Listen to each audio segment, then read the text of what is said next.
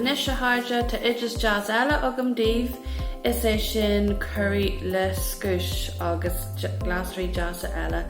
Is mailam san Curaí seo cénach fiol sin mé agus tá mé cinnte go dáitnú sé libhse cumáid mars gra tá mé gobar sa cistín be mé obair leis an sóin agus le scían agus rudí contratathe eile so bí cinnte go bhfuil duine fásta ag cuidiú leat.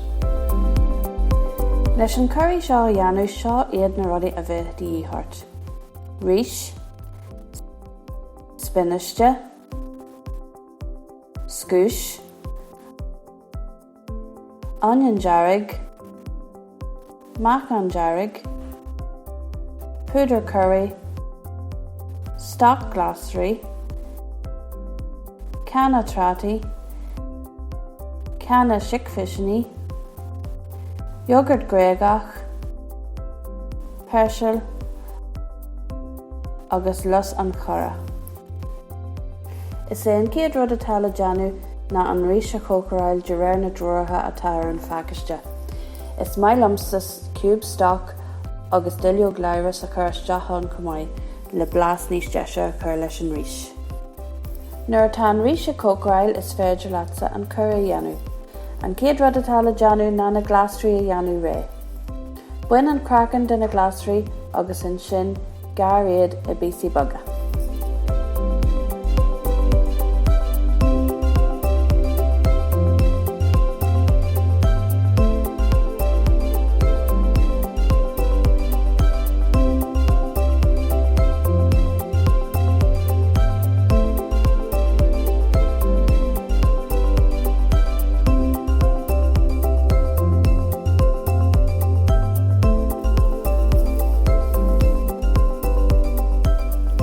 Nuair tá na glasrí a le gartha, chur píosa bog ála ar an bhreachtain agus dean na glasrí a cócaráil.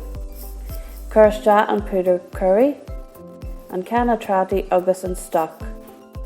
Agus chur an baire agus feige ar feadh 5 bomaite nó 20 bomaite.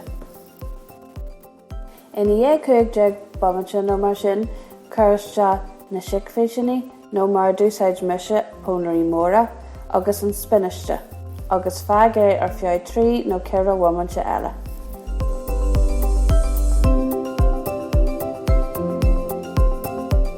Níl na deanamh inis ach an rís agus an curry a bhascú lena chéile i mbaile agus gitabog yogurt gréagach agus levanna a chur a bhar. Agus sin é duine, blasta, siimplí agus slansiúil. Bunig í saltas.